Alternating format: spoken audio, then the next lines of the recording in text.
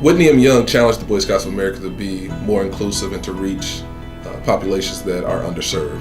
It's very important to understand that the Whitney and Young Award is not just given out to anyone, that it's given to those that really reach out to those that are less fortunate, that are underserved, to receive the scouting program in the same vein that anyone else that will receive it. We were looking for a new leader for COSI, and I was asked to lead the search committee.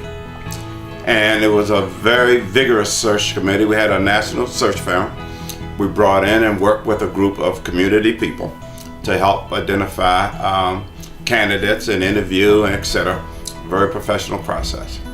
During that process, it became clear to me that there was, after 30 to 40 people interviewed, there was no one in the bunch like David Chesebrough.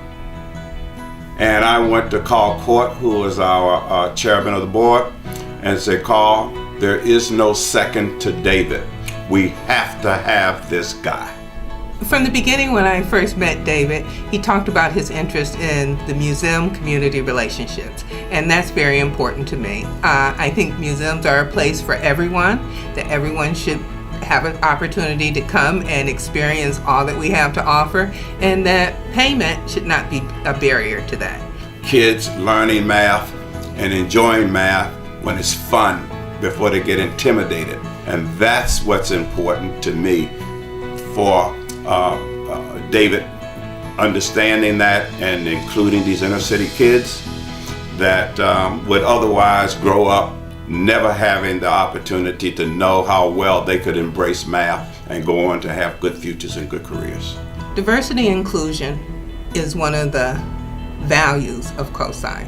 It's one of the cornerstone values of COSI.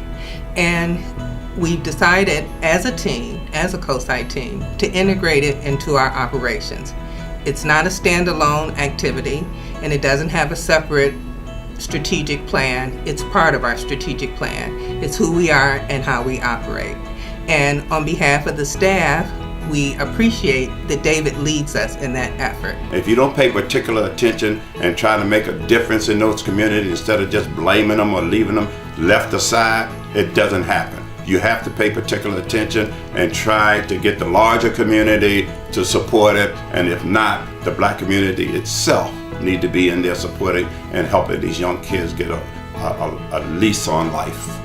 You can imagine that that's the kind of operational approach that we couldn't do without having that kind of leadership, that kind of support, and that type of backing behind what we're trying to accomplish. He's so inclusive. He loves what he does. He gets so excited when I meet with him there and he shows me what new that's been put in place. He's so excited he can't stop talking. He's just like a kid himself. But I think David Chesebrough, to me, matters not whether it's an African American or white or whatever. I know his record, I know his passion, I know he cares about these kids, and I know his what he's done and what's in place today for the benefit of these inner city kids, and I applaud that, and I will shout it out.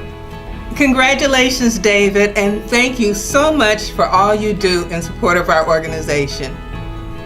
David, I nominated you because I believe in you. I watched you. You have been such an inspiration and an integral part of this community. You head such an important institution for our kids, all of our kids. And I just want to thank you for it.